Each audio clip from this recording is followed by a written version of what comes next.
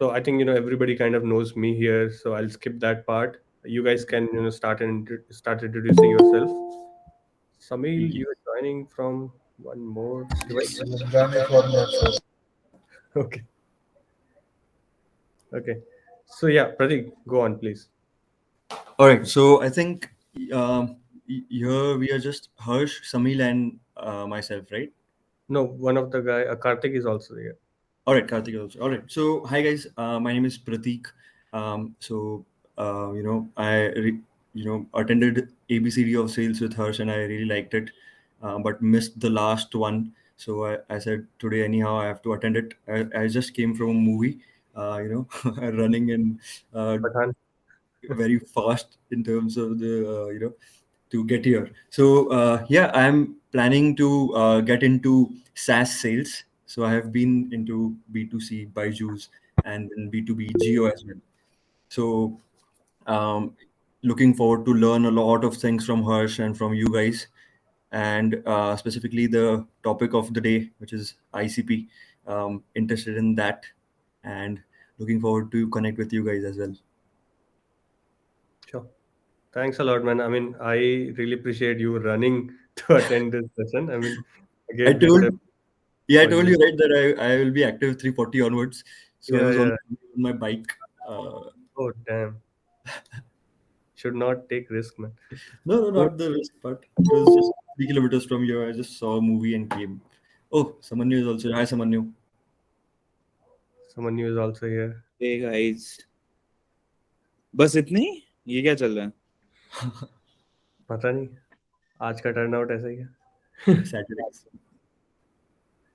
Samil, you can introduce yourself to the forum, and then Karthik can Yes, introduce, and then we can. let me break the ice here.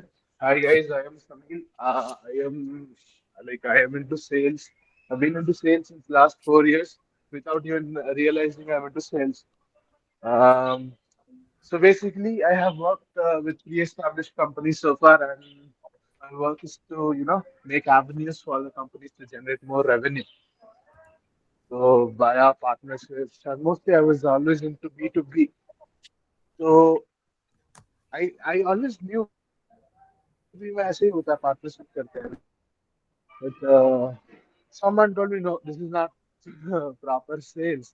So they asked me to learn sales. You will only learn sales in B2C. Actually, that is bullcrap. I went, I did B2C. It did not work out for me. I realized I was not able to, I did not convince myself to be a B2C guy. So I went back to B2B.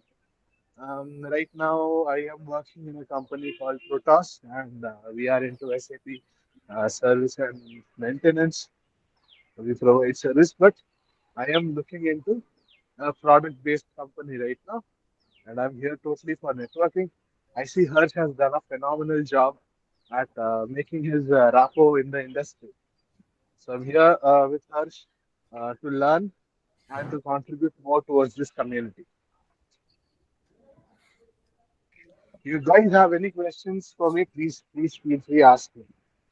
Will do, Samil. Sure, bro, sure. Nice to meet you, bro. Yeah.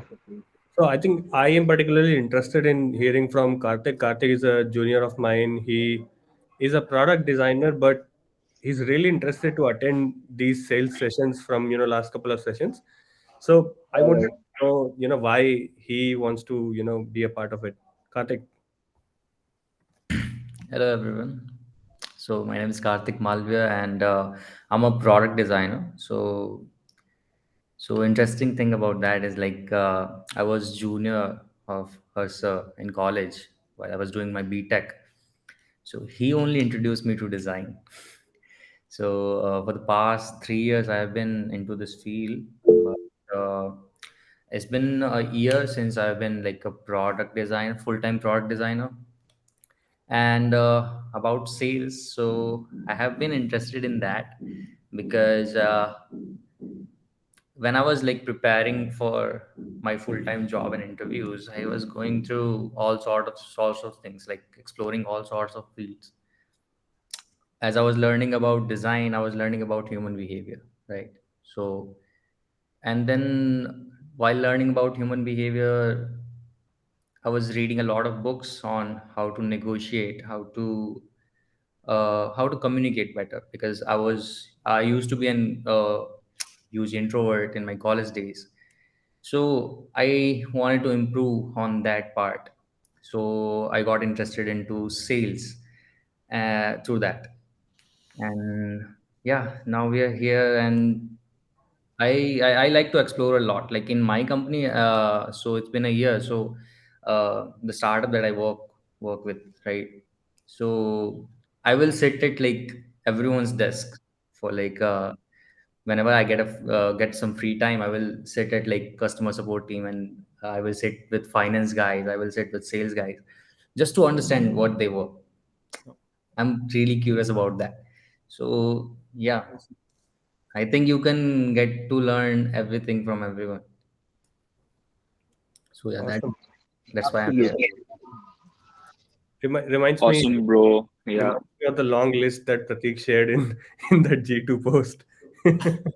He met with everybody, I think, at that meetup. No, man, there were so many people.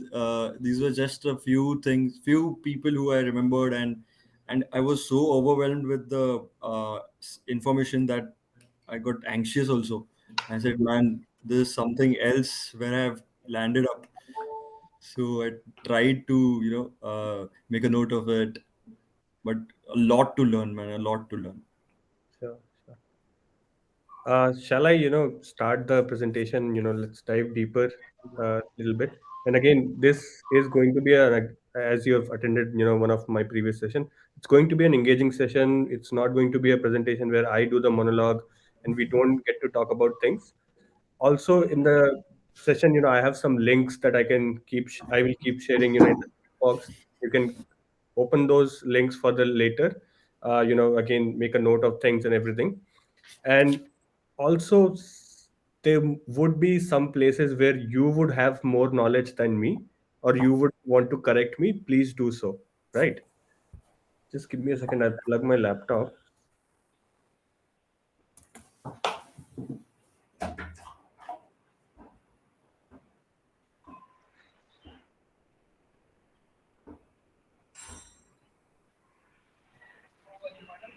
Hey, someone new. Hey, what's up? Yeah, I found one more Sam here. Nice. Same So, here, like, bro. what do you do? So basically, I'm a SDR. Just like, is there any other SDRs here? So I am an SDR. basically, oh, you are an SDR too, right? I mean, but एक minute. Do you have a LinkedIn? Do you have What a does LinkedIn? SDR mean, guys? Sorry. Sales Sales development development. rep. Okay. Yeah. So basically, we source. If you are familiar with Tofu, top of the funnel, we Okay. are the guys who gets all the leads and stuff like that, builds pipeline for the sales team to actually close and get revenue. So just curious, Karthik, like was Harsh sir tech in college, or was he a good senior to you?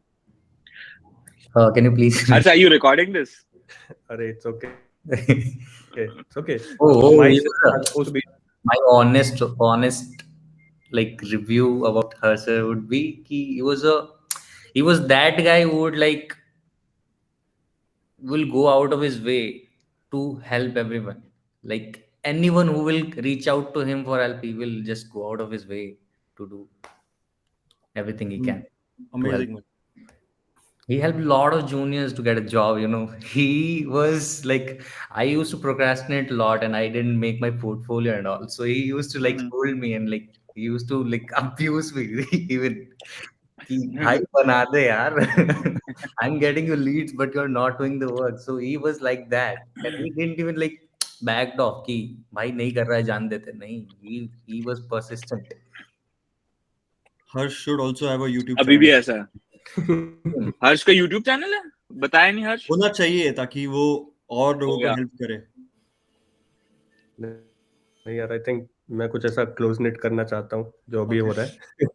और ये ज़्यादा magical है मुझे लगता है। ठीक है, मैं शेयर करता हूँ अपनी स्क्रीन और अपन या बात करते हैं। मेरी स्क्रीन दिख रही है यार? Yep. हाँ जी.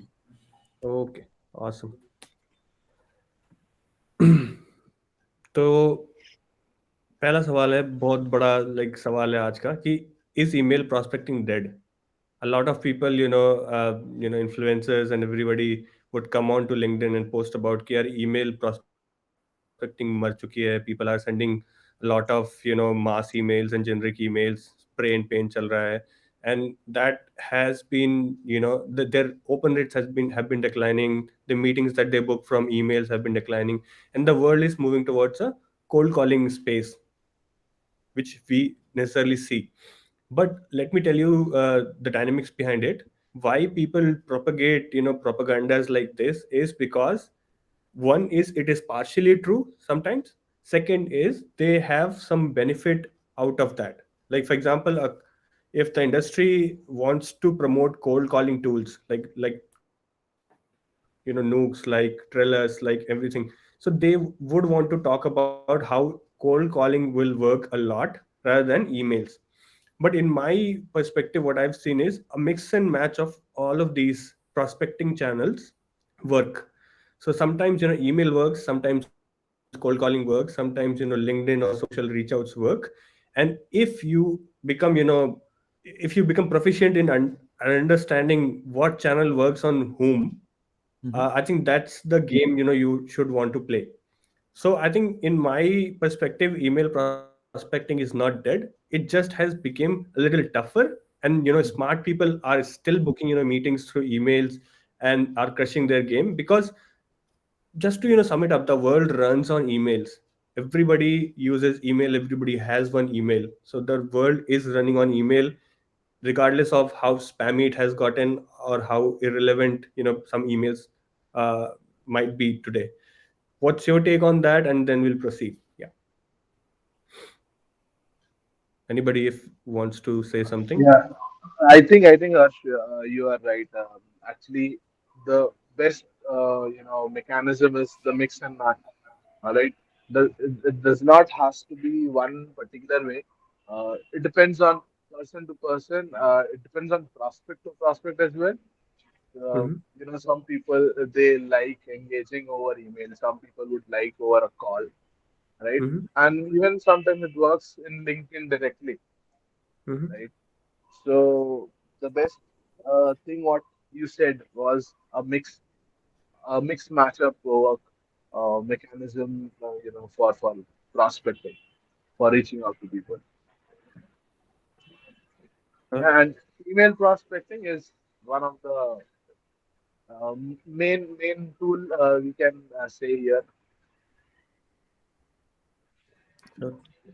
Yeah. Yeah. So Harsh, I think if you ask me, like the generic email prospecting that the spray and pray, or the you know the subpar email prospecting that was happening, or that worked probably uh 10 years or 5 years from now, जैसे if you even if you mention college का name and like do very like generic email, that I think that has died. Now to stand out of the noise, it has evolved into something more less formal and more creative in a way. But email prospecting sure is alive. It's just that it has transformed from what we know to something very unique and creative. Actually, that's Mm. my take. Like,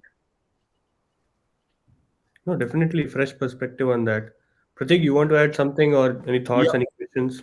Yeah, yeah, sure. So, Harsh, when you talked about email prospecting and booking meetings through that, Mm-hmm. I recollected one of your posts where you said that you have booked upwards of 150 plus meetings with C-level executives, and that itself brought out a clear picture that it's still working and it will work if you play a smart game at that.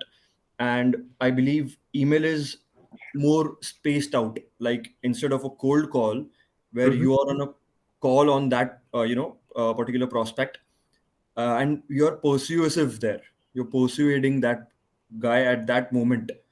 Mm-hmm. Whereas in an email, you are giving them time to think at their own pace, at their own convenience. So I believe if done well, it will work.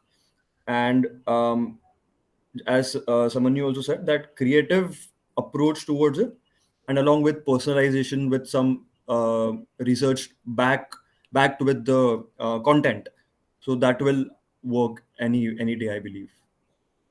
Sure. Also, to add to that, I mean, I don't have a research stat for that or anything, but when you book a meeting through an email, reading an email and replying to it takes a lot of energy, right? Takes a lot of energy out of your prospect.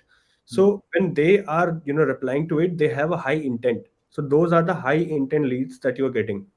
Otherwise, Mhm. what happens in, let's say a cold call, you pitch for 30 seconds, they understood, a little bit of it. They said, okay, it's, send me an invite for 3 p.m. tomorrow. And then what happens is no show. People understand that, this meeting might not be that, which something which I am looking forwards to, Yeah. or they might not understand the full context, and they might not show up at the last moment, or might show up but feel like, they have been cheated on. So I Mhm. think email helps in that sense, setting a context to to drive higher intent of leads. Yes. Cool. Yes. So this is one of the slides I got from predictable revenue. So why people will read a cold email? They say because of the clarity, conciseness, personal and relevancy. Clear. I mean, if something like power is produced by the model interaction of magnetoreluctance and capitative reluctance, it's a language full of jargons where people will lose interest and will not be able to figure out what has been just told to them. Concise, again, people receive hundreds of emails every day. Nobody has the time to go through two-pager emails or one-pager emails. In that sense, it has to be short, personal. It has to look like that it was meant for me, Mhm. and relevant, and it has to be, and it has to be corresponding to the situations that I am in, or a problem that I'm facing, or a solution that might help me, even if I didn't know about that, right? Mhm. So what constitutes an email? I mean, we are breaking down it part by part. So one is subject line, of course.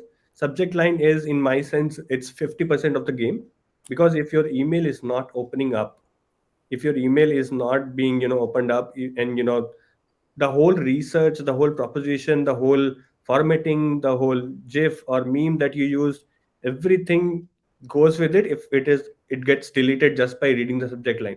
So everybody reads those subject lines, and those subject lines should be catchy enough, or should be able to pique somebody's interest that enough that they open that email, they do not delete it. Subject lines could be, I mean, could be or should be short, because again, the longer subject lines get cut in in the preview, as well as nobody has the time to read and retain all of that knowledge that you're giving, trying to give in a just a subject line. It should be simple, very very simple.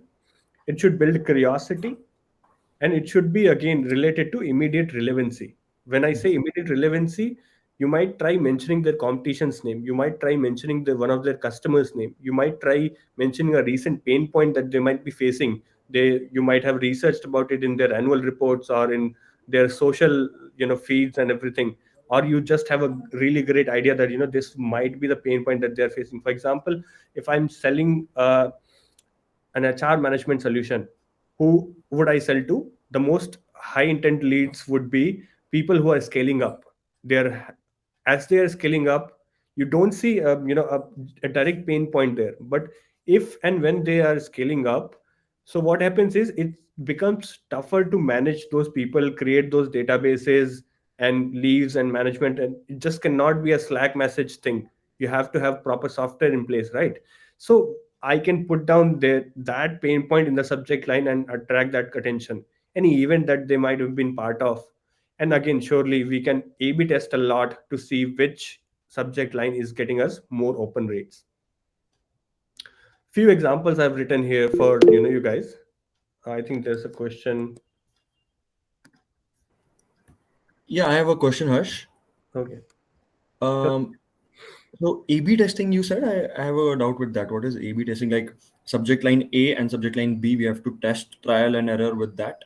Sure. I mean, Which gets? more open rates. That is what it is. Yeah. If you use any, sales engagement tool or sequencing tool, they normally give an option to A/B test your, your subject line. A/B testing is again using a certain subject line over certain, half of your, let's say half of your sample set, and using another subject line over another half of your subject set. I mean, again, these proportions could be adjusted, but A/B testing, I mean, Karthik would understand from design principles. It's called like understanding which thing is working really great for you. So if, let's say I am using, coming back to the slide, if I'm using John loved your keynote, and in the second email I'm using Amy, I had to write to you, and let's say Amy, I had to write to you, like Amy again could be replaced by first name variable, uh, is giving me the most number of opens. So for me, that's a direct winner. I would want to use that more often. And if, again, that kind of understanding, data driven understanding is what A/B testing means. Uh, I hope that clears it. Pratik, Yes, Harsh. was that clear? Yeah, yeah. Okay, sure. So there are combination of, subject lines which I've written. I mean, again, there can be a myriad of combinations you can mix and match. I've tried, like this subject line is known as first name loved your event, right? Any event that they attended. For example, you attended G2. You could email those 35, 40 people and talk about something like G2 loved meeting you at G2 Summit, and that will get opened up.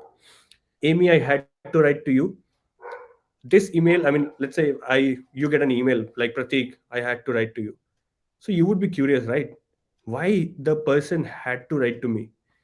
Razor pay rise. Let's say I'm targeting somebody who's a head of community at some place, and I have Razor pay rise as my customer. So this is that subject line. Razor pay rise, a community or a product, because they might have been observing Razor pay rise for their, community understanding and everything, and they also want to grow like Razor pay rise. And if I am selling, like, let's say Threadio is a community management platform, and so if I put down there that Razor pay rise is my customer, and I have an interesting insight about them, so this email will get opened up. Then again, there's this principle: if you keep it simple, stupid. Like, if you can't, I mean, I have that refined in my mind. If you can't be creative, be direct, because being direct also, open creates a lot of curiosity, or, saves people's time. For example, I used to sell a call center product, and if I would use this kind of a subject line where I'm just saying about call center operational expenses, OPEX, it feels like an internal email, right? It feels like somebody has sent who has some knowledge about my call center operational expenses. Then, as I said, selling an HR tool, I could just write scaling up, and then, again, curiosity is being driven. Then we can include company names. If your company is super popular, and then, using your company names. Let's say if I was working at Cred or Google or Microsoft, or even of the popular startups, I would want to use my company names in the subject line, because in SaaS everybody kind of knows everybody. And, good popular companies, let's say I was working in Lucia. I was working in Zoom Info. I would want to use that company name here, because again, these companies' reputation precedes their, email. So I can, like this. I can put something like that. And again, certain type of event. Let's say they signed a deal with WalkMe, and, I want to just simply congratulate them on that. And the next steps. When I say next steps, it again generates curiosity in their mind. But what I would be linking it internally in my email would be that WalkMe deal happened. Post deal compliance is an issue which everybody, suffers with. Why don't you use our X and X software, which automates your post deal compliances, and, accelerates your acquisition, something like that. If I was selling that, so it does make sense, to open up this email, and after even opening up, they won't feel they got cheated, because you're literally talking about the next steps and, a pain point associated with it. Something like this can also work. Should I call next week? Because let's say if you have been, I mean, again, it has different context. If you have been following up with the person, if you have been reaching out to them on LinkedIn and everything. So you can use something like this and then tell them like, dear sir, or dear, first time I have been reaching out to you, and I understand, you might be caught up in a lot of, other things. So should I call next week or something like that? Again, there is no cheating. One interesting subject line I would love to, talk about is that got me great open rates and some meetings as well, but pissed some people off. So I once sent, an email with a, because our software was to solve for customer satisfaction, call center software I was selling. So in the email I wrote down in these square brackets, um, something like critical, and then colon, frustrated customer needs attention, right? So in a way I was not cheating them, because your frustrated customers are requiring your attention, and your call center is overload. People have to wait 30 minutes to 1 hour on hold, and press 1, press 2, press 3. The whole proposition I pitched it into the body. Few people were, they didn't, get the sense of it, didn't get the humor of it. They said, it was, I mean, I also understand in retrospective that how it can damage reputation. Even though my open rates went sky high, like 90-95% open rates, booked like 7-8 meetings out of this campaign, I was really happy as an STR. But I saw what I was doing just because I was using a fake kind of a subject line. Mm-hmm. So I think, I have also learned how to be more subtle, how to, you know, not kind of spam people, but still get their attention. So yeah, I mean, any questions? I'll take a pause. Yeah. Yeah, Harsh. So clear bit, and there was one example. So there were two signs. One is greater than and less than. What does that mean? Yeah, that one. This, I mean, again, might be just me. I just put it for collaboration. So let's say if I am reaching out from Clearbit Uh and huh. I'm reaching out to a company called Snaptech, I will just Okay. put this here. It shows that we want to collaborate. All right. Yeah, Okay. sure. Cool. I'll move forward. So we're talking about subject line previews. As I said, people a lot of times, read from their mobile screen, and these kind of subject line previews are, so you need to understand how much of your text is visible in a subject line preview. And I mean, again, uh, one of this software that I used for this was Inbox Pirates. To understand this, I'll also send across the link in the inbox. You guys can also try it. Go ahead. And so this software, lets you understand how well your subject line previews are, how much of it is being cut off, how much of it is being shown in mobile screens in different browsers and everything. And since I know the founder, I mean, there's normally 1 week of free trial. I'm also getting you guys one extra free week of trial. This coupon would be active by tonight.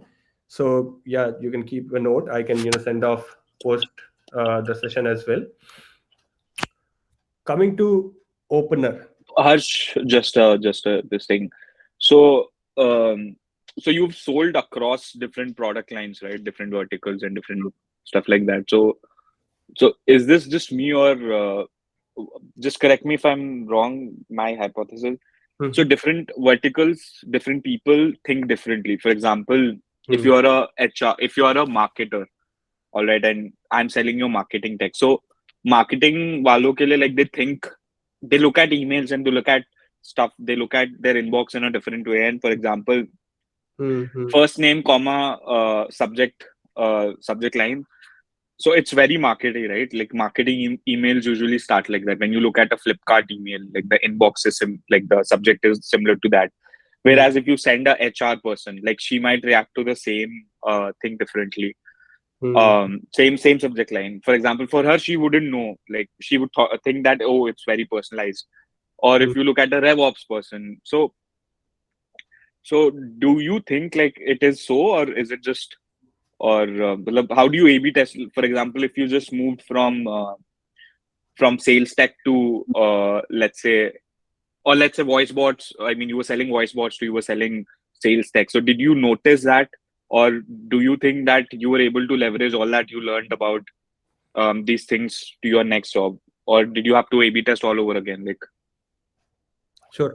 I think I did have an understanding that, I was selling to call center heads and customer experience heads, and these were the salespeople I had to sell to. I was like shit scared because salespeople can see through me, right? I'm the salesperson selling to other salesperson. If I try to bullshit them in any way, they will see through it and they will not get on to a meeting with me.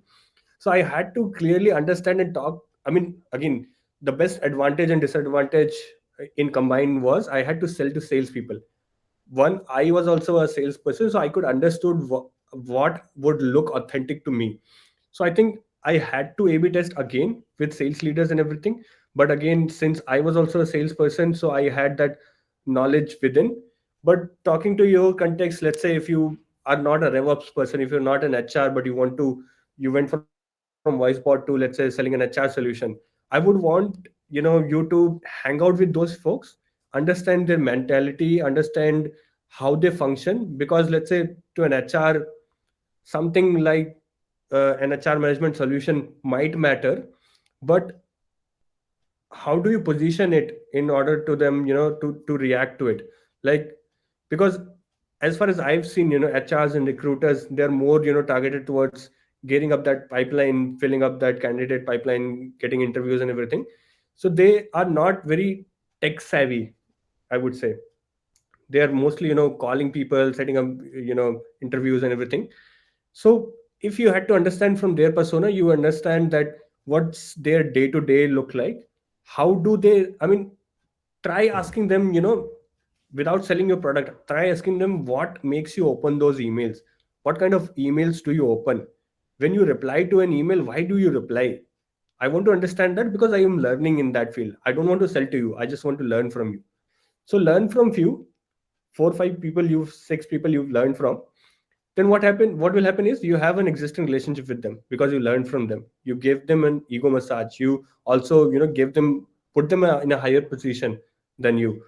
So you have that relationship. Don't sell right away on that. Try selling, on the other people. You have whatever you have learned from those 5 6 people. And if that doesn't work, go back and show the examples to those people. Like, bro, I mean, sir, whatever I did, whatever you asked me, like these kind of emails are being opened by HR professionals. I did that. Can you just take a look at my email and my approach? I have not received any reply. Can you help me correct, because I did exactly how you told me? So then they will feel more obliged because they gave the advice.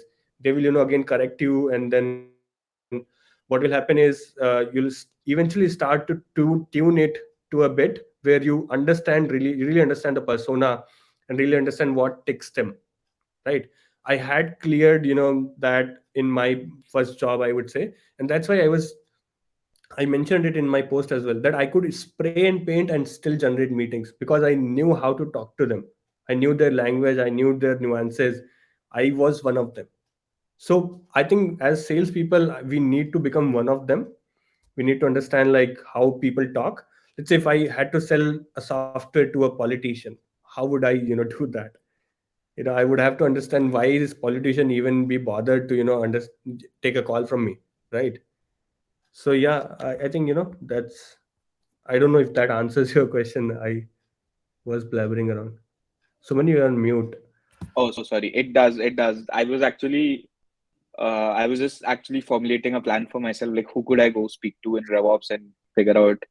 But it's good advice actually. Trying to understand them, see how they read their emails, or how do they like to be sold. Hmm. Yeah, I mean, it's a good question to ask when you're in a new industry, and sort of figure out your messaging in that way. Probably show a couple of your emails to them. Hmm. Ask them for feedback, like would you respond to this, like is this too salesy for you, or Hmm. something like that. But it makes sense, yeah. Like salespeople ke liye to we can't bullshit, but other like we need to understand like Hmm. how they do it. So That makes sense. Like, yeah, it does. So, yeah. Yeah, so we do something similar to this, like designers, when we are working on something, let's say a software that is related to customer support. Hmm. So when I joined the company, I didn't had any idea about this credit ecosystem or whatever they were working on, right? I don't have a credit card. I don't know how it works and all. So I was trying to understand everything, like how users are getting onboarded and all. So product managers came up with something, some ideas to like reduce the calls, or like just solve the problem faster, or like design something that just resolves the chats faster. Hmm. So I sat with the customer support team for like 2 3 days just to understand like how do they like go through what their day looks like, as yes, our sir was saying, right? So I got to know like they don't need like redesign, or they don't need a solution. Whatever there is, it is working fine. The problems that are there was that they are hiring and firing in like 2 months, and they don't even get breaks. They don't even get coffee breaks. If they have to get a coffee break, they have to like one person have to set even a pee break, like to pee. One person has to be there Hmm. to attend the chat. So they didn't even like talk to like product manager didn't even talk to those executives, customer support. So they were just solving these problems that they thought that customer support team is facing, right? So need to, if you will sit with them, like even with HR. So the first team that I sat with was HR. So I was like कि मुझको नहीं पता आप लोग क्या काम करते हो, बट मैंने लिंक्डइन पे देखा है कि यार आपको गालियां बहुत देते हैं लोग. एंड दे वर लाइक कि यार तू पहला बंदा है जो हमसे बात करना चाहता है, तो जानना चाहता है कि एचआर करता क्या है. That was their answer. So they sat with me like वो कह रहे हैं करनी नहीं आज हायरिंग में. आज कोई कॉल नहीं उठाने मैंने. वो दो एचआर थे, दोनों बैठ गए मेरे साथ. उन्होंने और बुलाया ऐसे, क्या हो इसके जवाब. दे वर Nice. लाइक वो ब्रह्मदेव की तरह थे जिनको कोई नहीं पूछता. तो ऐसा. तो या I if think then cross-functionally important skill है, या Hmm. shadowing other people to अगर तुम understand. It's a curiously good skill. पूछोगे ना, मैं तो यही बोलता था हर एक बंदे के पास जाके, आप क्या करते हो? वो कहता है मैं फाइनेंस में हूँ." यार मेरे को समझ नहीं आता है फाइनेंस क्या होता है, ये क्या करते हो आप इस पोजीशन में, कैसे पहुंचता है कोई आदमी यहाँ तक. और वो सब बता देगा आपको, बस ऐसा है. Hmm. But I think since you're Karthik, since you're from the product background, so product involves multi-departmental approach. Like Yep. you have to speak to people, but I think in sales, it's not that much because what I've understood about product management also is that it involves speaking to all the people and being on the same page with them, and then thinking about the product design and the usage and all. So I think that way your role involves sitting and working around with them. What I understand by this process is that at the end it's about like human to human interaction, and if you Hmm. can empathize with them, you will be able to come up with something creative that hits the other person, right? जो हम कह रहे थे कि सभी चीज subjective है. Hmm. कोई सब्जेक्ट लाइन किसी को हिट करेगी, किसी को ऑफेंड करेगी, right? Right. But how will you understand, how will Right. You do good research if you are Hmm. ignorant, or if you don't even really care, you just care about that number कि हाँ यार mail read हो जाए और मेरा हो जाए cell. वही बात है, सेल्स में हम लोग कोटा के पीछे पूरा रहता है. सो पहला वो रहता है कि वो अटेंड हो जाए, फिर बाकी देखेंगे, है ना. But something works, I think. No, but I actually think, having a cross-functional approach gives a perspective about different people of an organization, right? Different teams of an organization. It helps a lot. You know, आप कैसे किसी से open कर रहे हो, you will have some information which you can relate uh, over Hmm. that field, right? So it really opens up the conversation, right? Even though I'm approaching to someone who is into ERP administration, if I can speak something about actual ERP, about the product, or I've been already talking with their folks, so मैं यहाँ पर conversation बना सकता हूँ. तो I just have to keep the prospect warm. जितना ज़्यादा warm करूँगा उतना chances है मेरा product को pitch करने का. Right. Like even in when we work with developers, right? We don't know about development, but like we know that we need to learn that language Yes, at least just a to connect. little. Exactly, just to connect with them.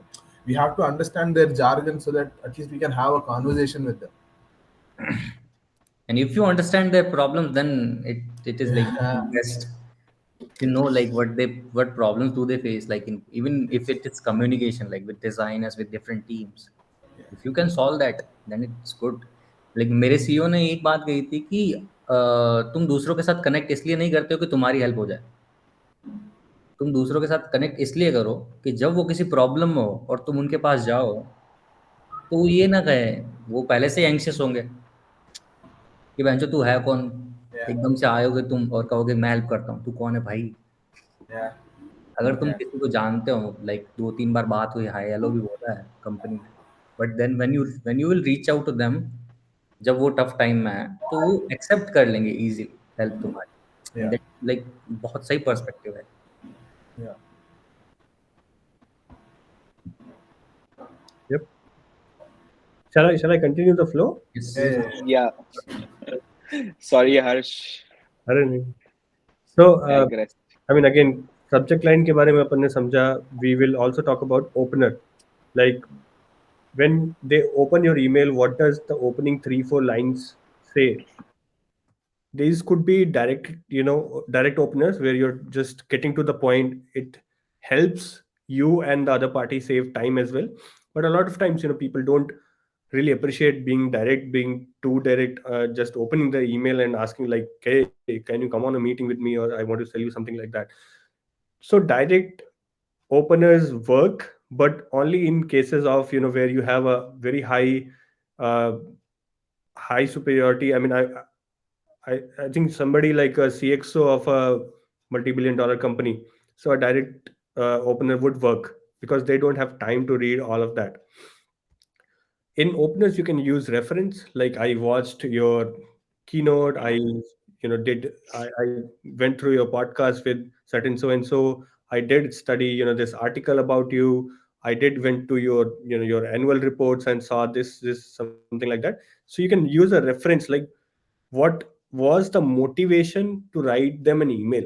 Like those references could you can put in the opening email. Like for example, I lot of times use like for example, somebody has been into customer success for customer experience for like 17, 18 years, like in my voicebot company. So I would use like, sir, your journey from some I used it actually for somebody like, sir, your journey from sales to customer experience, and that to 17 huge years, is a deep motivation for me, because I also see myself understanding customers so much, something like that. I made that phrase. That was an opener which was appreciating them, and that acted as a motivation for me to kind of write them an email.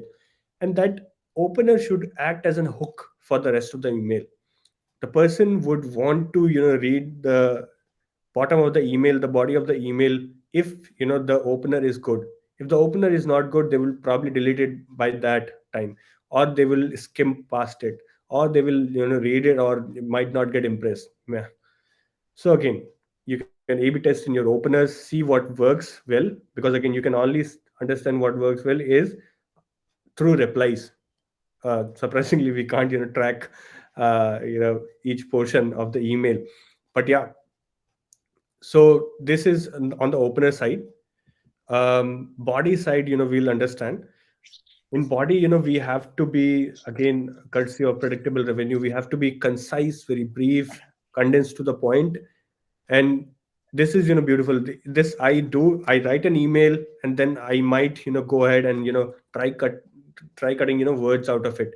If you can try cutting words out of it, if you can use ampersand like that end, fair and lovely wala and instead of and all of these things to look your email short, you're good to go. But again, this is something which I live by. Don't cut so much that you sound like a robot or the proposition is not well explained. So I think you should try doing that. And probably they are reading your email on mobile. So usually, I mean, uh, it's safe to be on one single screen. Like they open up your email and your email stops. Like the whole email is in one single screen. They don't have to scroll.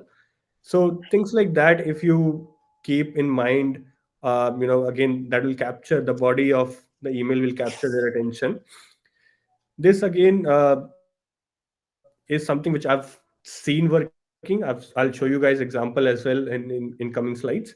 That even the longer emails, everybody says short emails. Even the longer emails work if they are unique, humorous, or otherwise stand out in some way. I'll add to that, if they are also able to form an emotional connect with the prospect, with the person receiving that email, then they will also read longer emails as well. I'll show you how. Anything till now? Any questions? Yeah. So Isabella, you had written reference. What do you mean by that? Like Reference again. motivations. uh, Reference could be again writing you this email because I saw your LinkedIn post saying anybody can write to you for today, something like that. Okay. Okay. Your keynote and you were exceptional at talking about how SDRs cannot manage their daily routine, and then you create a hook if you're selling in So a. how do you create? So do you just mention the observation and then, or do you also tie it back to the problem? Because oftentimes, like just when you mentioned like Mhm. heard your keynote, and it could be about different thing, but your product could be about different, like altogether a different topic. So that should not be done, right? Only if we are able to like tie it back to a product or something like if there's a flow or what's your take on it? No, I think even if there is no hook or flow, you can still use references because references also act as a main source of discovery. Let's say if I Okay. am talking to some X person, if I pull them out of a database tool, if I justly email them or something like that, an automated email with no personalization went to them, or if I got to know them about a from a podcast that they had attended, even if the podcast was understanding climate changes and my product is on HR solution, right? Something like that could be totally different. But I understand that you were giving some value on that podcast. I admire you for that. I have been through your work, and that is something which shows that you I mean, again, there's a principle of reciprocity, that you have Mm-hmm. put time, so they should be also obliged to put, if let's say you have put time like 30 minutes into understanding their podcast and Mhm. mentioning few key excerpts from that, Mhm. so they should give 5 minutes at least to you for writing that email, like they would reply. So again, plays with their psychology. Yeah, Mm-hmm. like an icebreaker or like a setting up context for the later on the body of the email. Hmm. Yeah, that too. I mean, again, this opener acts in various different ways. Like it can act as a hook, it can act as a context setting, it can act as a just a motivation or appreciation that you have for the person. So go crazy with it. I mean, whatever works for whatever person, we have to again understand what will drive them to. Let's say if as in my last session, they were talking about one of the CTO had written on their LinkedIn post that I will shave my head if my product doesn't work for you, or something like that, right? So this guy emailed using that as a hook, as an opener, right? So he understood that CTO was trying to be funny. So being quirky in the opener can also work. So I think that's the kind of soft references that you have to make in your mind.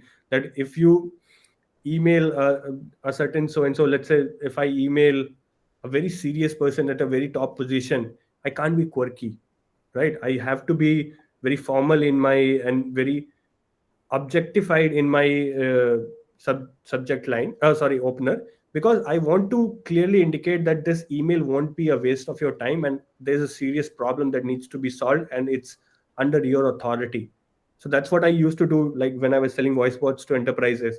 These were people who had 15, 20 years of experience, and I was a college kid, just out of college. And how do I talk to them, how do I make them read my email, was to make them feel that they had a responsibility towards their designation, towards their organization, and that could be solved by them only. Does that make sense? Do you have an example? Like, Yeah, I tried searching a lot, but again, okay, this is one of my faults, or whatever I could say.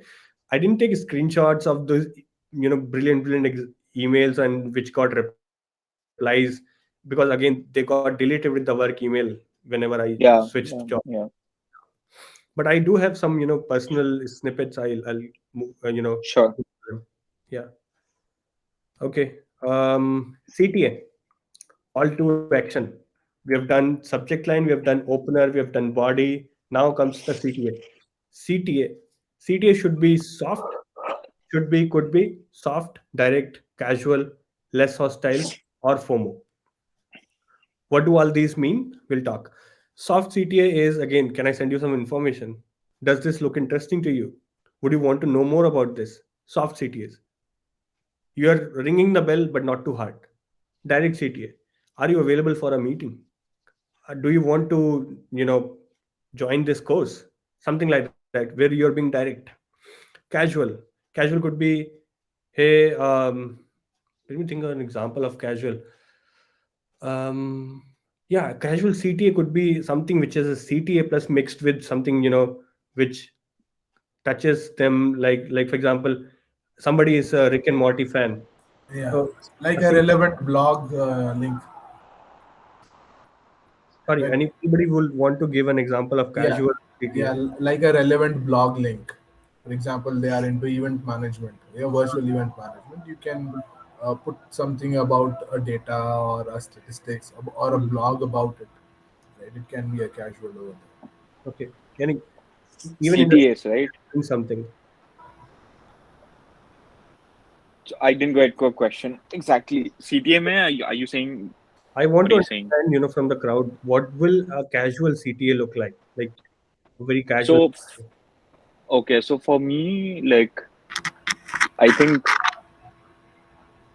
may I send over a video or something, या फिर Hmm. like asking बहुत ही like nothing like a meeting or anything like a ये just a like casual your 2 cents on it or something like that, or is it interesting enough,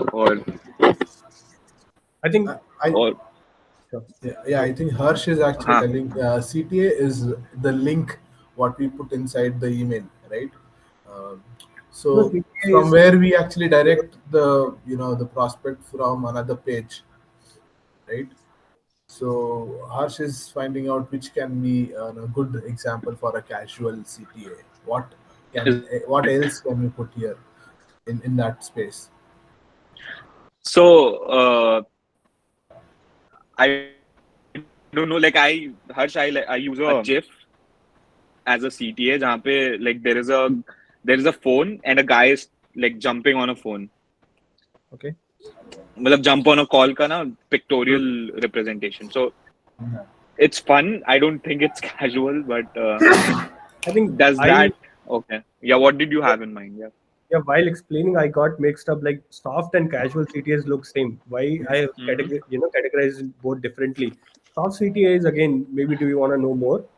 Casual Yep. CTA is, hey, would love to jump on a call with you if you feel this is interesting. Would love Mm-hmm. to brainstorm with you. This is a casual CTA. It's not direct that you want to have a meeting with me, or do you want to jump on a call Mm-hmm. at 4 p.m. on Wednesday. It's not direct, but being Okay. very careful that this is something which I would want to do if you're okay with it. Just telling them the intent. That's what I had in mind. I think Okay. Understood. CTAs should be less hostile, which I have felt, being on the other side as well. When I received any emails from, any salesperson or something, less hostile. When I say less hostile, less less usage of direct CTAs, because if somebody is asking me if you're available on Wednesday 3 p.m., I've seen a lot of people do this as a CTA. I suddenly get concerned as a person that this person is being too forward. This person is directly asking my time, and I have an obligation now to reply to him that I see my calendar is free at Wednesday 3 p.m., but I don't want to jump on a call with this guy. But my mind says that you have a free calendar. Why don't you just tell them that you want to jump on a call?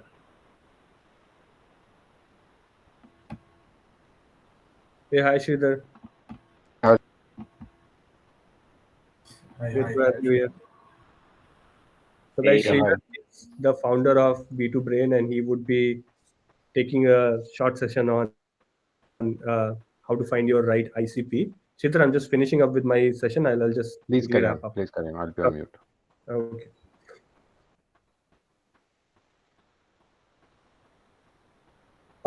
I have a resource for you guys, which is 50 CTAs, a company called SuperSend. They have compiled this. You can go through that. You can understand what different kind of CTAs they have been using, and they've put down examples for some of them as well. So that'll help you in your outreach as well. Now I want to take few examples. This is one of the again courtesy of James from Payark. I really like this, email. I have two of his email, which I wanted to show. So when this, email strikes, email starts, I would want to break it down into again subject, opener, and body and CTA.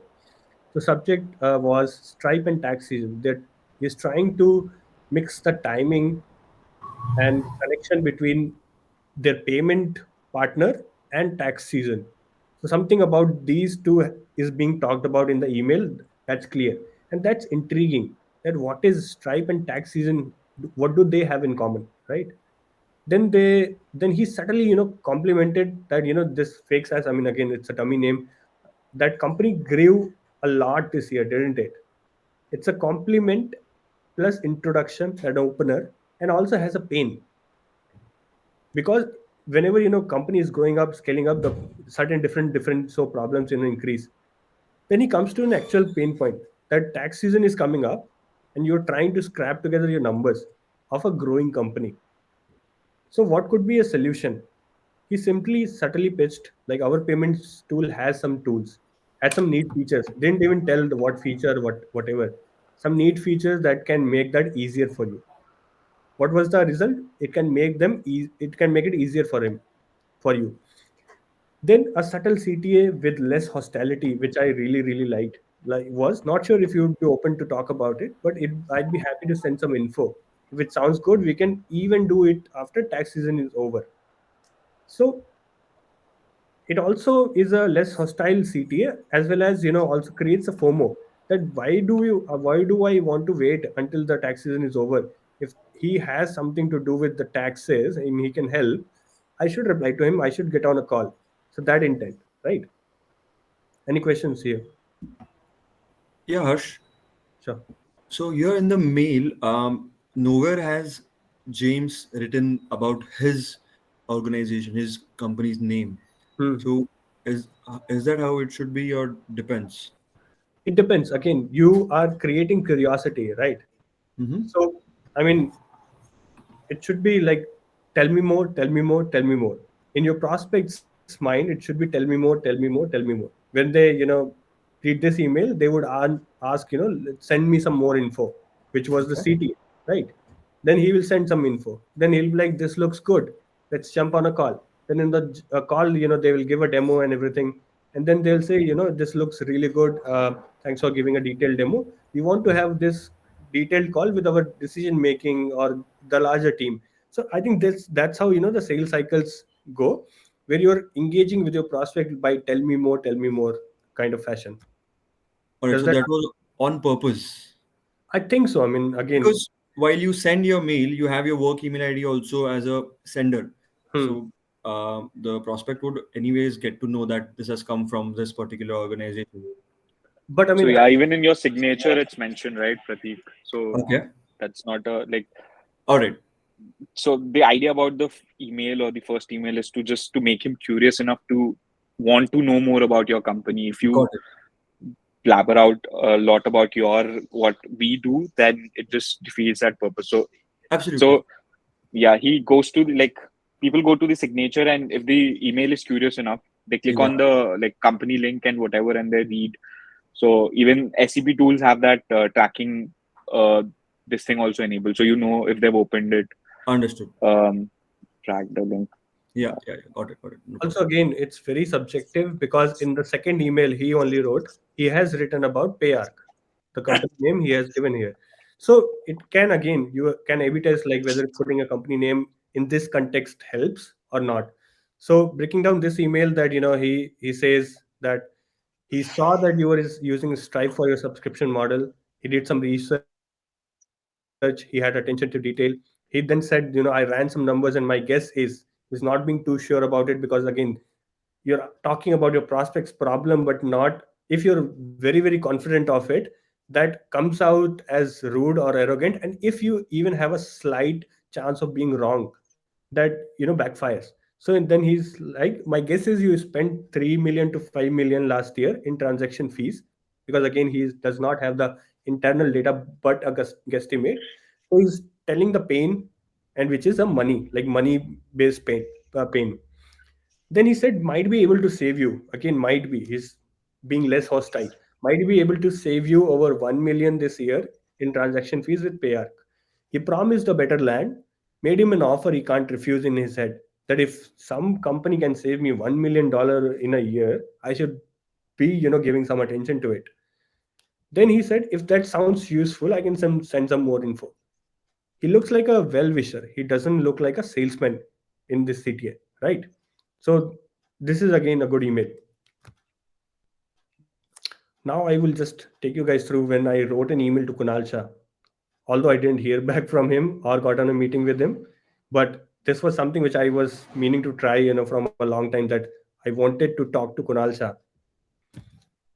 So this was the email. Hi Kunal, hope you're crushing it with Karishma and things like that. I gave him a reference of a book, The Third Door, and how in that book the character, the actual character, it's a real person, gets to interact with Bill Gates, Oprah, and many others. So I've kind of did an ego massage where I've put Kunal Shah in the ranks of people like Bill Gates, Oprah, and celebrities, where some little kid is imagining to meet Kunal Shah as well. Well, to simply put, this is our version of the same. We always wanted to talk, meet. Always put your bold things in bold. Whatever you want. If let's say if Kunal was skimming through this mail, the bold again attracts the attention.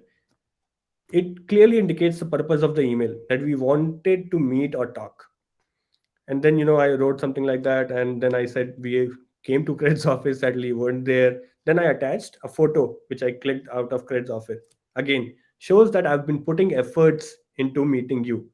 If I have put some efforts, then you should put some efforts into meeting me as well. Like, again, that kind of reciprocation, right? Did a risky follow up, right?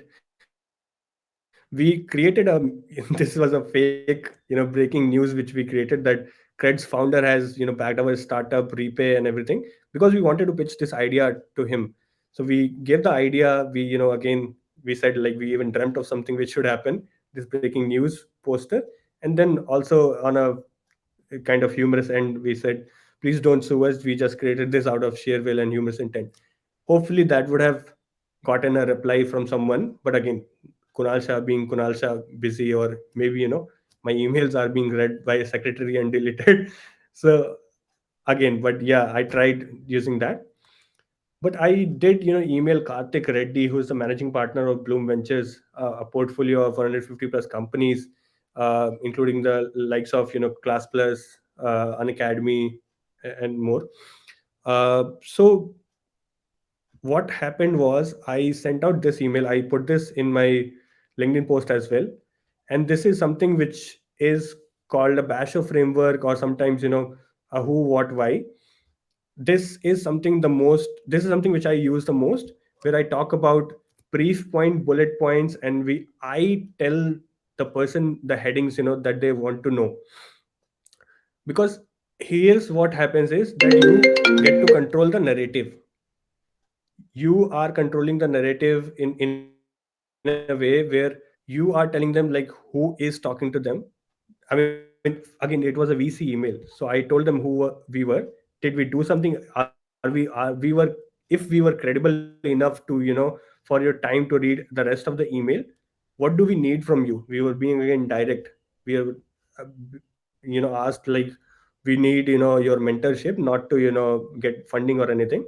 Then, usual suspects again just becoming little humorous here.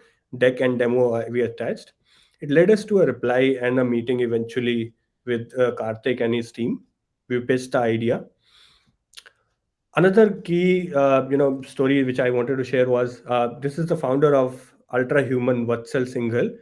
Uh, I, I mean, again, because of their marketing strategy, Ultra Human, and me being an early adopter of things, I was always curious to use Ultra Human. I mean, specifically for my mom because she has diabetes.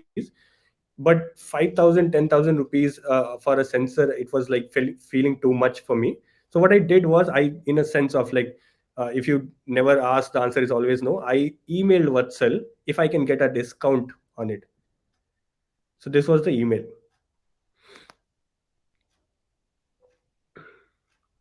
The opener is, this might be one of those unusual emails that sometimes work and sometimes get sent to the bin. And now, if the opener is something like this, that this email could be sent to the bin, and if the email has been opened up, they will want to read the rest of it as well. The subject line said, "Dear Vatsal, an early adopter, a son, and a genie."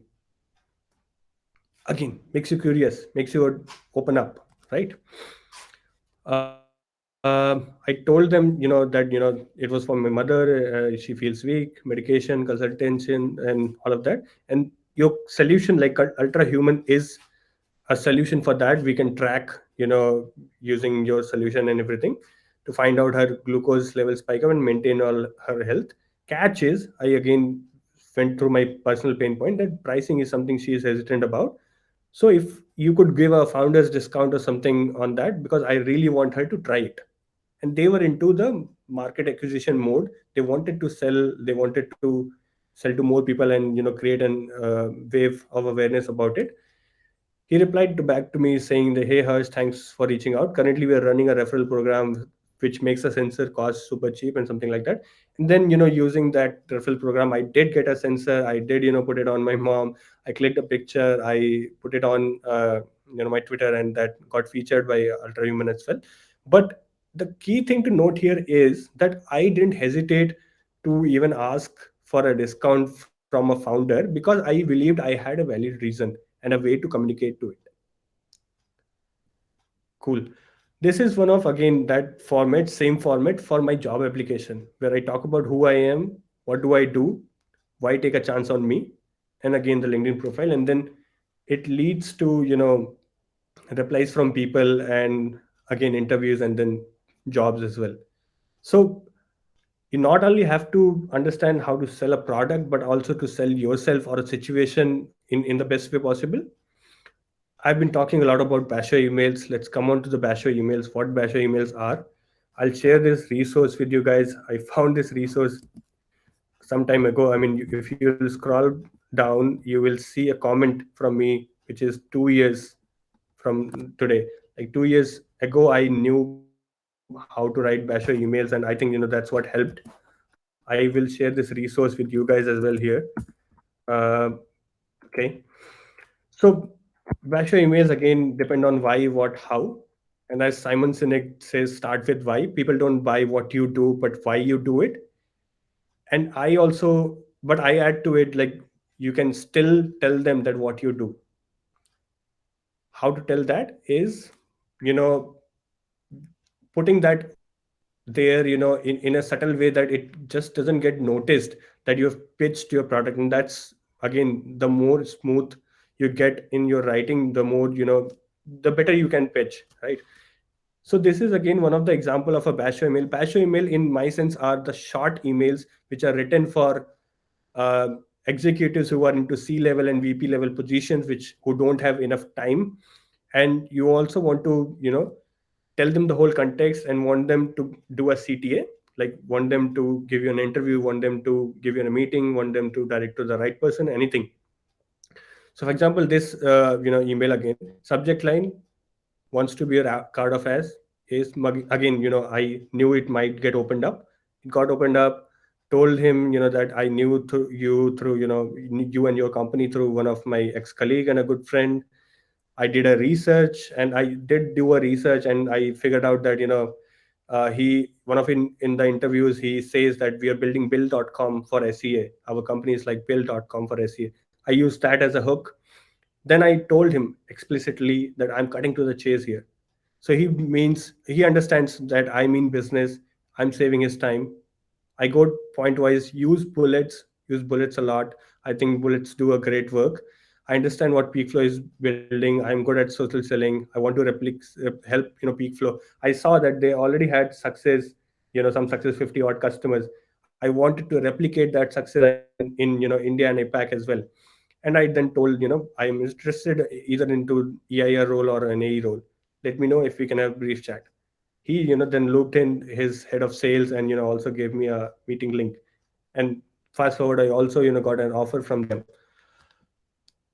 Uh, this is one of the case which doesn't get talked, or people just don't do it. What happens if you get rejected? I got rejected from a founder's office role at, Atlan. And what I did was, after that, I just, again, to take my shot, I emailed the founders to, take a just to, certainly take a look at my profile, hoping, maybe they would give me an interview or something might change even till now. So I said, I went to the profile. I understood. Again, he studied from NTU. He started social cops, which later became Atlan. I said, it was a feeling that was just wow. Again, all the relevant hooks were there. He opened up the email. Hi Varun, brief about me. Totally, directly telling him who I am. A guy who applied for founder's office at Atlant. Again, relevant to him.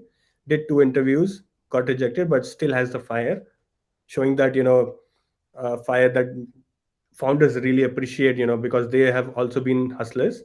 Ask for you. Again, that format is continuing. What I want them, I'm controlling the narrative here. Please just see the last slide of PPT I made for the assignment. You might laugh. And this is again very uh, low cognitive load, less hostile CTA, where I'm just asking him to open up the PPT and go through the last slide. And this last slide, again, if he'll go through the last slide, he'll skim through the whole PPT. And the last slide just had me and the co-founder's picture, and there was a comment written, just three geniuses looking at each other, something like that. He laughed at that. He replied saying, haha, thanks for sharing. I do agree with your last slide. I didn't get an interview or anything, but I did get him to open it up and reply to me, right? I will take a pause here. I'll just talk about how spray and pray can work. This is the last slide which I'll just talk about. And yeah, any questions till now?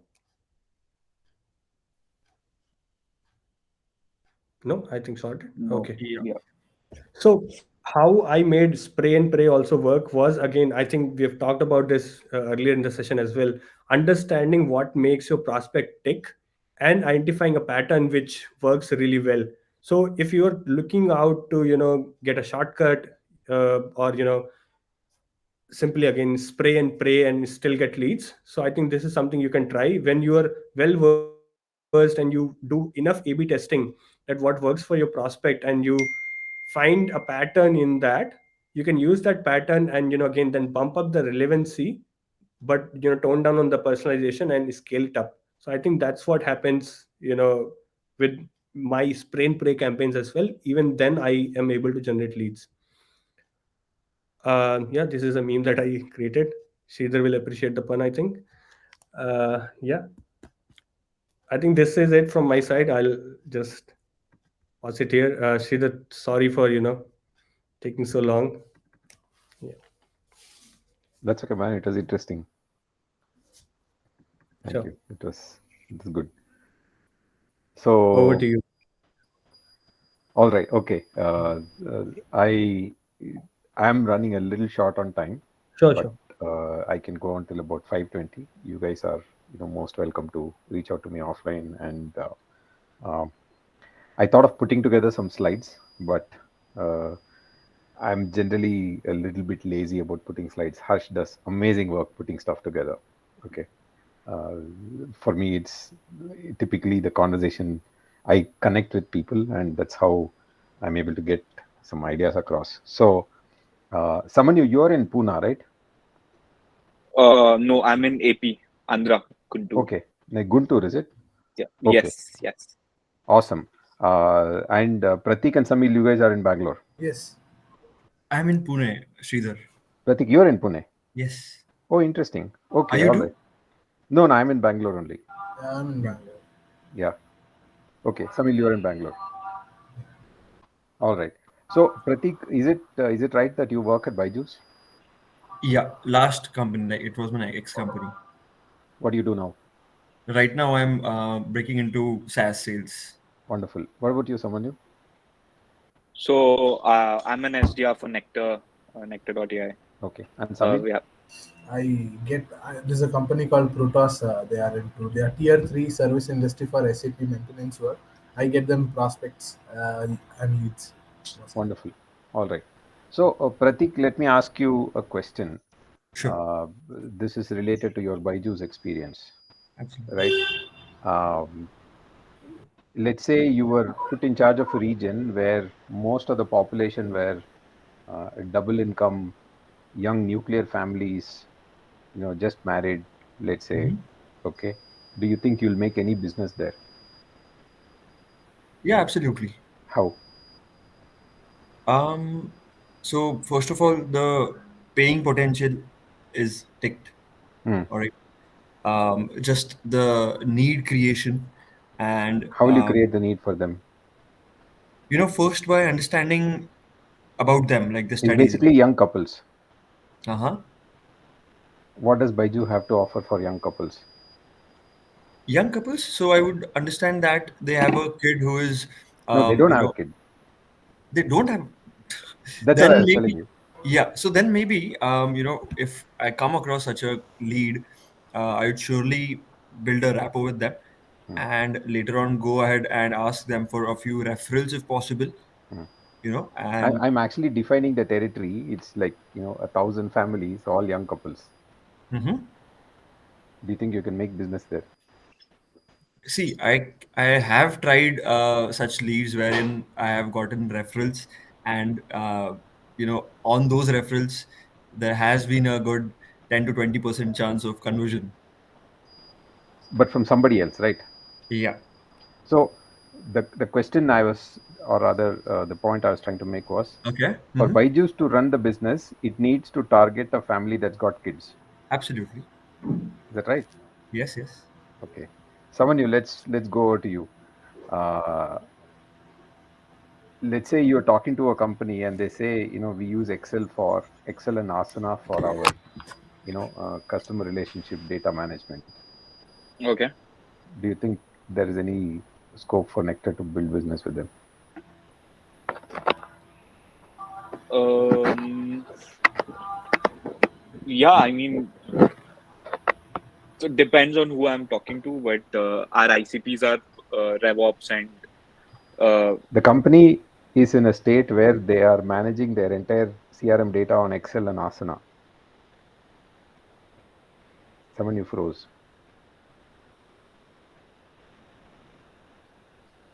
The question was too tough for him.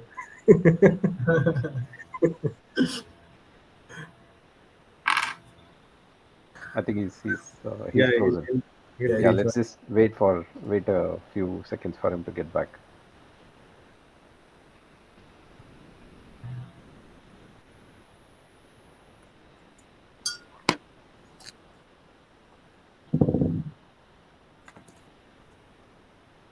The question frozen. Oh, hello, I'm back. Yeah, no, the Yeah, question was not because of the question, but yeah, I think obviously not because they would be at a rudimentary stage wherein they have not adopted a lot of tools. mm, So I don't think they would be a very relevant ICP for us. mm, mm. Okay.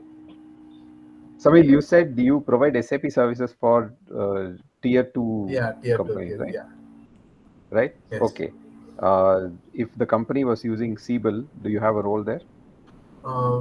Actually, we are a tier three industry, and we Hmm. try to get like from tier two, some small support jobs, or Hmm. we also approach tier one companies. Hmm. Yeah. Okay, but it is specialized to SAP, correct? Yes, it's specialized recipe. Right. So if the company is on Siebel or on Microsoft ERP or something, there is no great opportunity to build a business there. Yes, we only focus on someone who's already into recipe. Ah, okay, great. All of you, the idea I was trying to get you to appreciate was all of you have to find an area of the market where certain things fit what you have to offer. Yes. Yeah. Okay. In Pratik's case, it has to be a family with kids, right? Yes. Not even teenagers, younger. In Samir's case, it's a company with SAP. In Saman's case, it's a company with ideally a RevOps. The stage of how a company gets to RevOps is first they use Excel, then they find Excel is unwieldy, then they buy HubSpot or Freshworks or something. After a while, they say, okay, I need Salesforce. Now the company is growing, and they install things like Outplay, etc. They set up outbound teams, inbound teams. They have a sales plan, and then they say, okay, there's a lot of data getting generated. Now we need a sales operations person who is like this data master, right, who keeps querying stuff every day, and then suddenly they realize that okay, fine, we have grown significantly, revenues are coming in, we need a revenue operations person. That's the point in time they have gone through several phases of evolving their business to say, okay, now we appreciate what it means to have better revenue operations. Yeah. Until then, Nectar doesn't have a role. Okay. So in some way, you can think of your ICP or ideal customer profile as um, a combination of factors about how to describe the company, how to describe the people in the company, how to describe the situation of the company. Okay. Yes. And therefore, there is no textbook definition of what's like, how do you define an ICP? Absolutely. Okay. What you can instead do is, if you are curious enough to understand why does your product work with some companies, you will know that the ICP will contain all those characters of that company. Yes. Okay, let's say for example, Netcore is using Nectar. Okay, let's just take an example. Netcore is this massive, marketing platform, right? They're using Nectar. Netcore has got 24 SDRs, 35 AEs, one RevOps and two sales ops people, right? And they have Salesforce at the back end. They have outreach in the for the SCP. They have Zoom info. They have like these so many things. Even if one AE is worth about $250,000 revenue per year, at about 40 AEs, you're talking of like $10 million revenue. Okay, at $10 million revenue, something like a Nectar, which might cost about $60,000 a year, can give them better sales pipeline velocity and visibility for up to $2.5 million. Okay. Now you know that for Nectar to work in a company, they must have X number of people, Y technology platforms. If there are X number of people, that will mean certain value of business they're generating. Otherwise, you won't invest in such a sales team. Whether Netcore is 500 people strong or 200 people strong won't matter, because Nectar is worried about making the sales team more effective. Okay, some companies will decide to have more sales, less R&D, more R&D, less sales, all of that stuff. So company size itself may not matter, but you will have 40 sales reps only at 200 people and larger, typically, because sales 40 sales rep plus 25 SDRs is 65 people in sales team. Okay, at 65 people sales team, typically team will tend to be about 30 to 40% of the company. Okay, so automatically the rest of the company will be 200 people. I mean, all put together will be closer to 200 or larger than that. Yeah. Okay, so what happens is that when you see who is buying your product, okay, and look at patterns, like Harsh talked about patterns of spray and pray, right? You see commonalities between who bought your product, you will start seeing the definition of who will typically be your customer.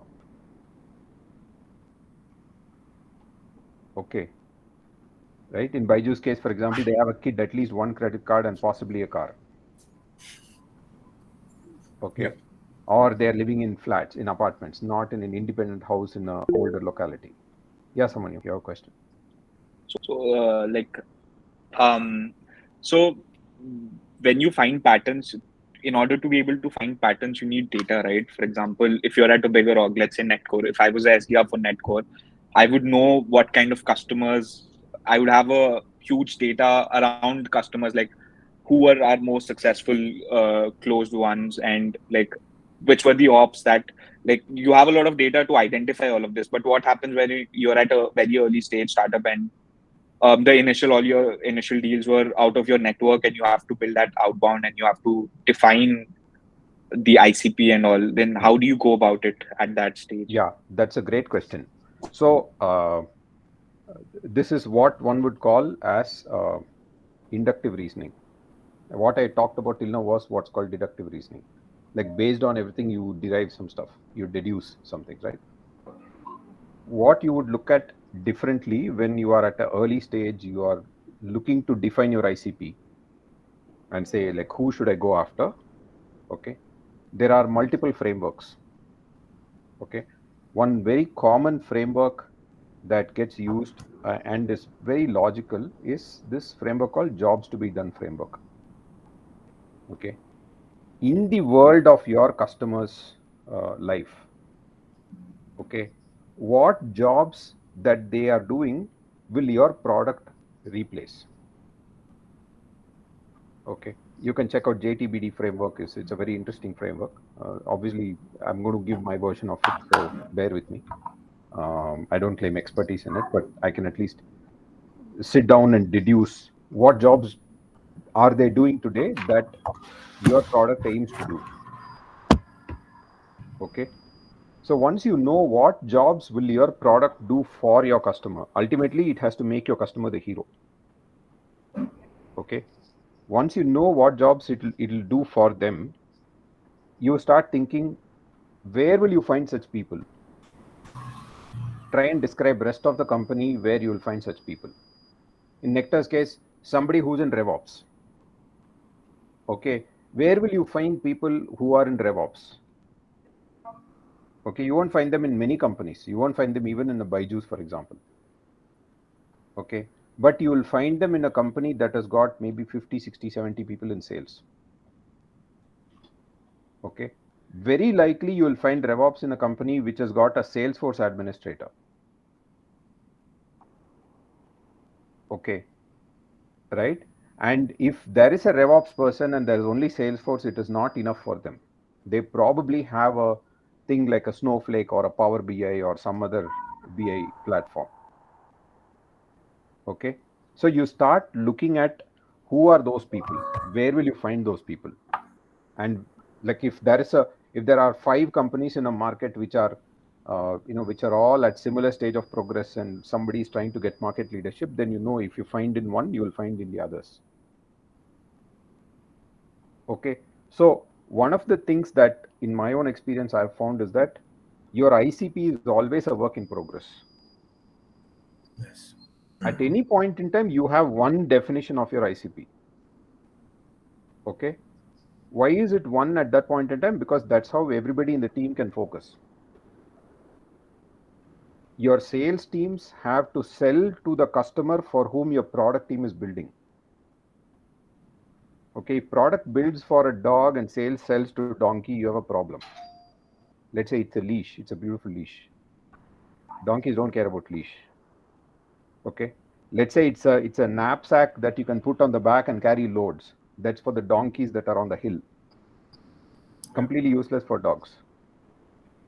Both are four-legged animals. Both look very similar in skin color and stuff. Both make stupid sounds, but they are very different.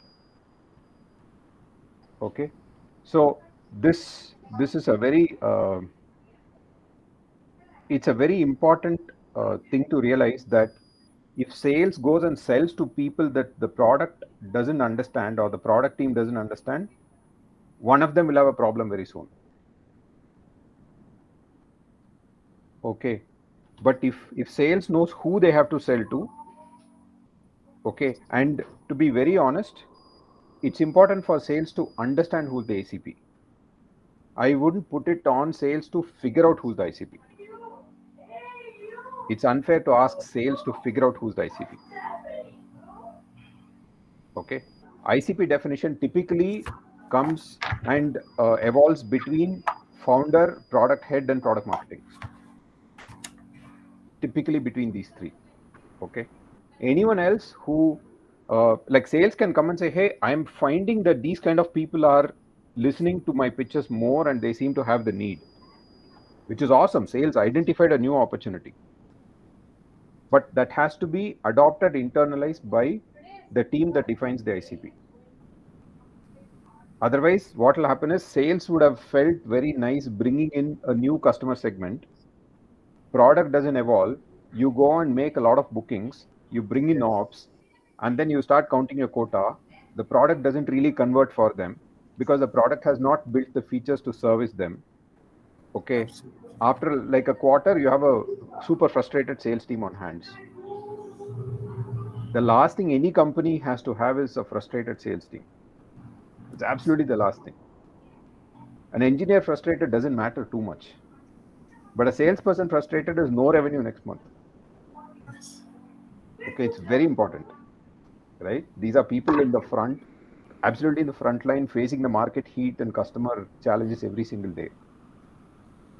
Okay, the minimum a company has to do is make sure salespeople are never frustrated due to internal reasons.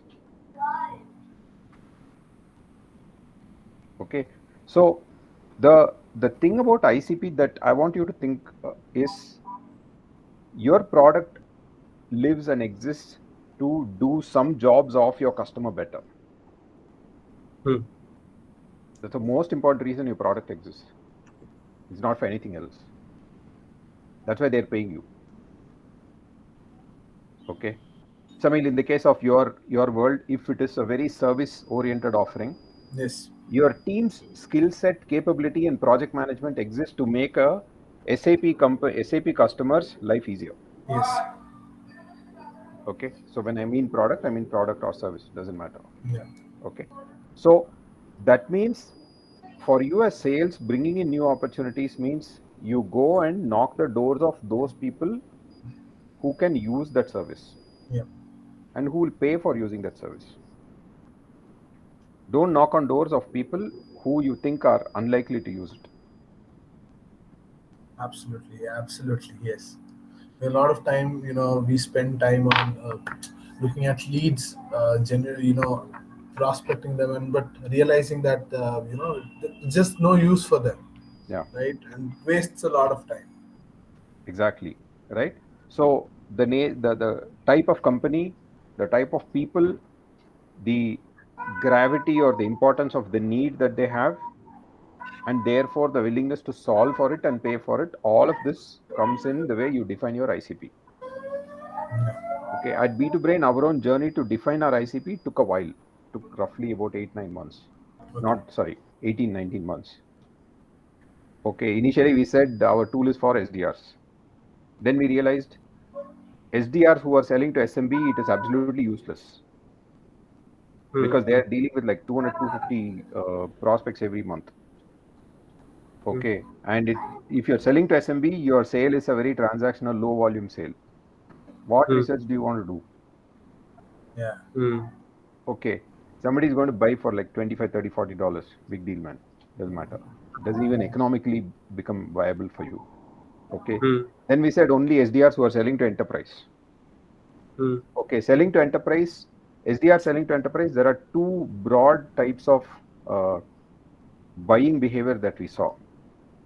People who were buying technology in the IT and marketing and sales departments, the way they will buy is they will do all the research and buy. Yeah. Okay, but if you are an SDR selling a solution to non-IT, non-marketing, okay, you're selling to supply chain, logistics, finance, and stuff like that. Those are functions where your prospect is not very digitally active, and you have to do a lot of door knocking and hustle to make it happen. Hmm. Okay, and you are selling, if you're selling to enterprise, you're selling something at like 50, 60, 70, 100,000, $150,000 annual contract value. Okay, so, and that was the world where other tools did not really do very well for them. ABM tools don't work very well for that world, Hmm. because your prospect is not on the internet. ABM tools require digital footprint of users to do something useful, right? Nectar can leverage sixth sense and demand base for intent scoring, because the RevOps people are super digitally advanced. Okay, but our customers are selling supply chain to old world traditional companies. They're talking to the logistics manager in the warehouse. They're talking to the manufacturing and production controller in the factory. You expect those people to go to G2? Hmm. They won't even know what is G2. They know that their son's soccer game in the evening is very important for them, so they have to leave at 4:15. Hmm. Right? That's the world they are selling to. To get to them, you have to speak their language. These are all business people. Okay, they're used to talking their language in their factory every day. So remember, your prospects. Everyone says, right? Speak your prospects' language. It's true, even though they speak English, the set of words they use in their daily parlance is limited to their industry. So if you go and throw your solutions capabilities, they don't understand. Okay, there is a framework called uh, Eli 5, Eli 5. Okay, Explain like I'm five. correct, exactly. Okay, so it's very relevant when you build your communication skills. Speak as simple a language as possible. Speak as close to their world as possible, right? So we realized that our prospects were enterprise focused SDRs and sometimes account executives who had a pipeline also to build. Not all their ops were coming from SDR, who were selling products to traditional industries and to non IT, non marketing, non sales functions. Okay, so these were basically vertical SaaS companies, because they were selling to specific functional lines in different industries. Okay, and once we nailed that, two things happened. When we would pitch to them, they will respond very well, because we were able to speak their language. We would go and tell the SDR, look, in order to go after a Walmart and a Progressive and stuff like that, you're probably spending 30-40 minutes researching each target account on Google and LinkedIn. Okay, imagine if you could spend the time personalizing your messages for those people, so that you can capture the essence of their business and communicate with them. Would you like to see this? Even especially since you don't now have to switch outside your outreach or sales loft, you can do all of that within that. Okay.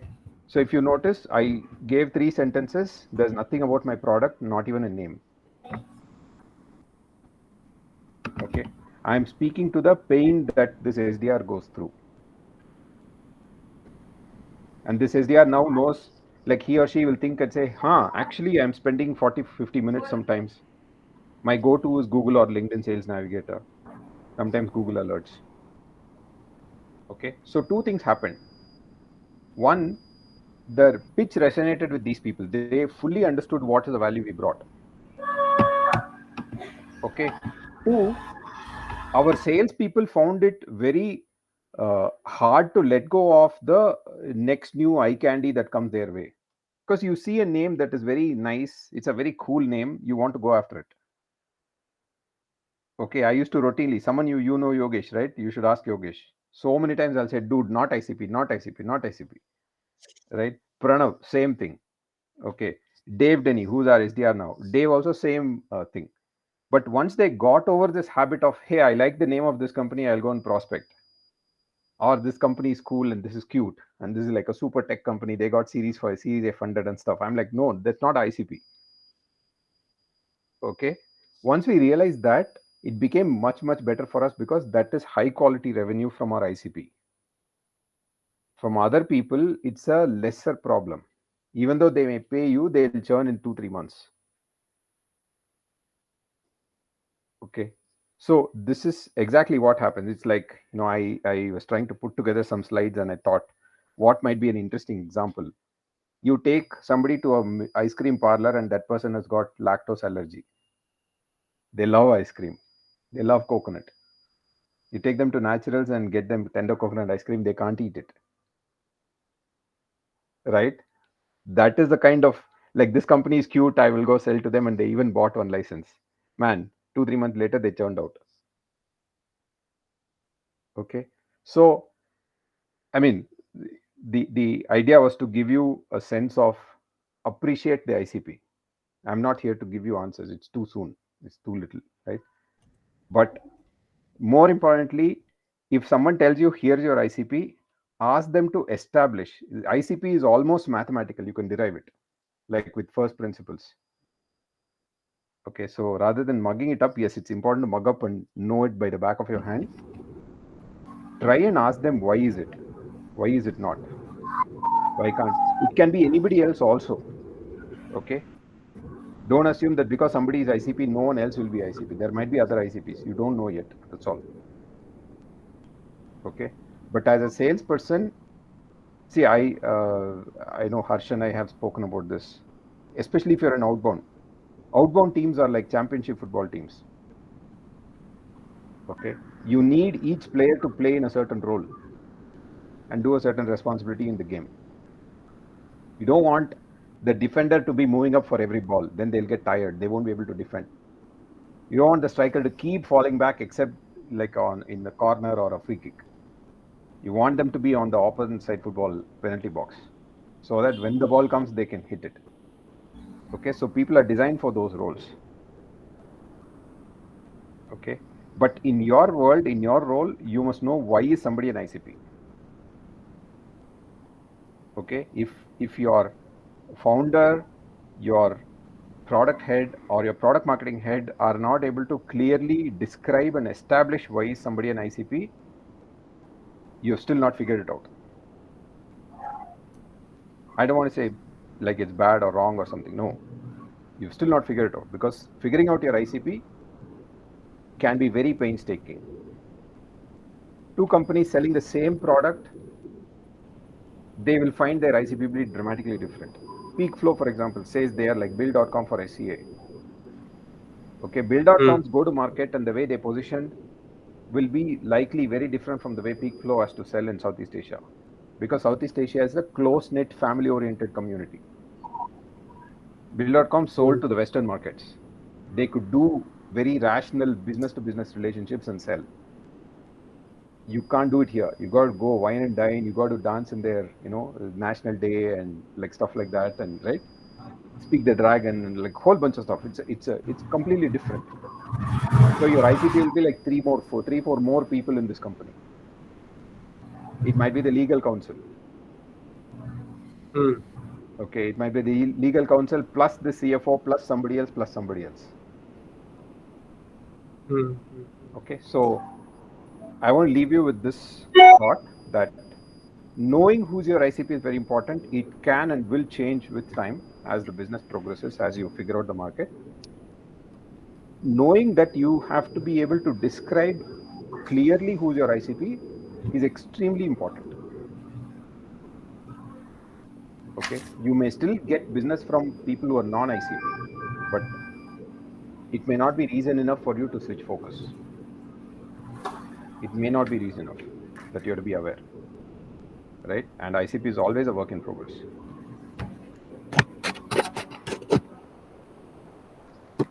Any questions?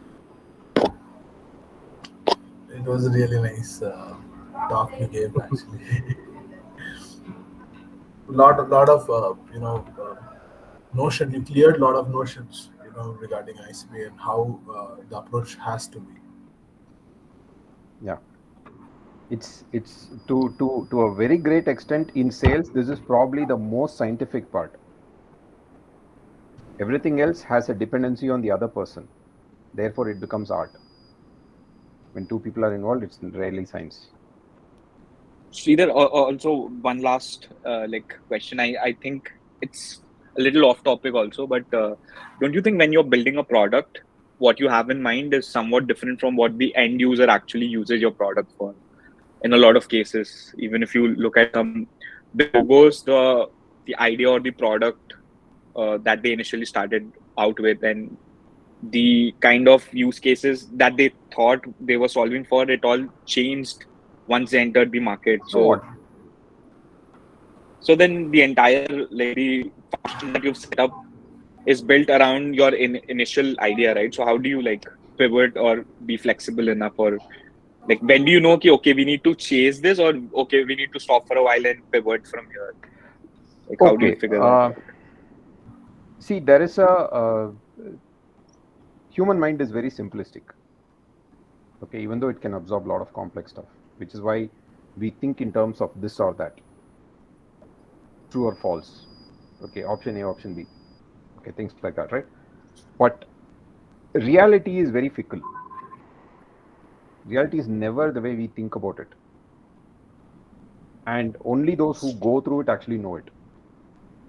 For others to understand, you simplify. Okay. So when you start building a product and you start talking to customers, you have an idea of what you want for whom. And you keep sharpening both. So finally, what comes out is what the first few users will actually adopt. Okay. Okay. And after that, every time you change your users and you refine your product, it's like a mini pivot. Okay, for the purposes of selling to the market, making sure your story looks grandiose and cool and romantic, etc., people will construct something saying, we were doing this and then we pivoted and then we did. Because everyone wants a story to end with and then they lived happily ever after. Until then, it was down in the dumps.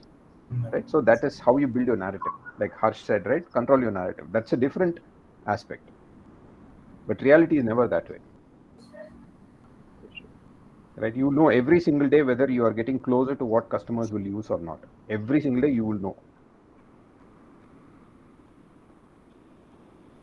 Great point, Sridhar. This is like some philosophy also into sales. Yeah. Hopefully it was not too over the head. No, not at all. No. We'll have to drive down probably to Bangalore at one of your next catch-ups, like the meet and We're greets. doing next Harsh has Saturday. been inviting. We're Oh, doing next Saturday. next Saturday. Come over. Yeah. All right. Okay, Thanks folks. a lot, Thank you Sridhar. so much. And Harsh, thanks Thank for you, having me Sridhar. over, Thank you man. for the Appreciate amazing it. session. Bye. Thank you, Sridhar. Thank you. Bye. Have a Happy nice weekend. weekend. Bye. Bye. गजब experience है भाई. Must Yeah. record हुआ थोड़े नहीं वैसे लिखने पड़ेगा. Meet note taker बंद कर थोड़ी देर. चाय पे चर्चा.